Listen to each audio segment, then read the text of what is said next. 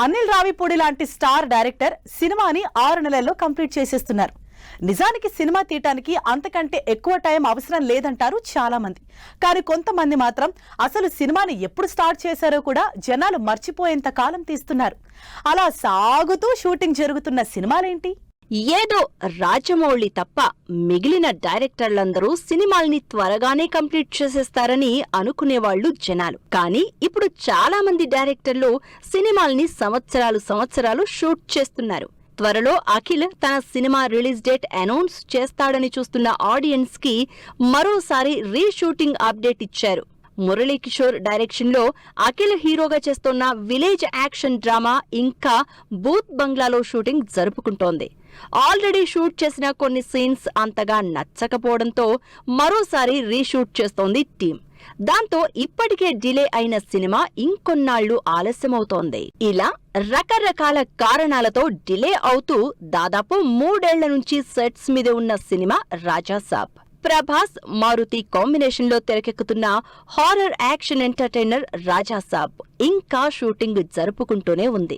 జనవరి 9న సంక్రాంతికి release announce చేసిన రాజాసాబ్ ఇంకా షూటింగ్ అవ్వలేదని, సంక్రాంతి కూడా రిలీజ్ అవ్వలేదని రూమర్ వినిపిస్తోంది. కానీ టీం మాత్రం ప్రమోషన్స్ తో స్పీడ్ పెంచుతోంది. ఇలా సంవత్సరాలు షూటింగ్ జరుపుకుంటున్న మరో సినిమా విశ్వంభర.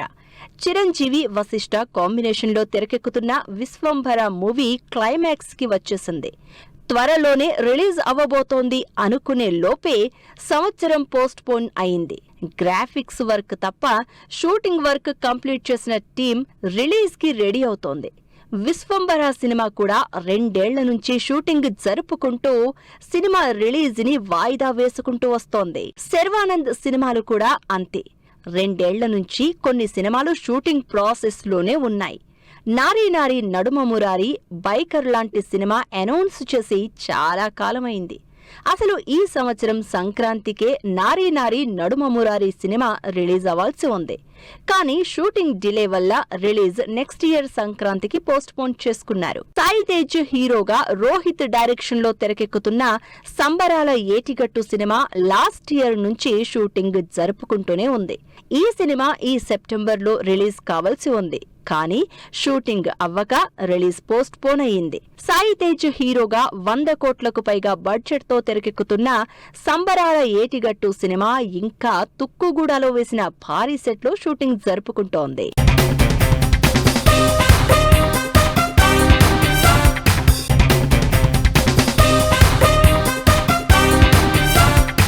ఒకప్పుడు భారీ బడ్జెట్ సినిమాలకు, స్టార్ హీరోల సినిమాలకు మాత్రమే షూటింగ్ కి ఎక్కువ టైం పట్టేది. కానీ ఇప్పుడు చిన్న హీరోలు కూడా ఎక్కువ టైం తీసుకుంటున్నారు.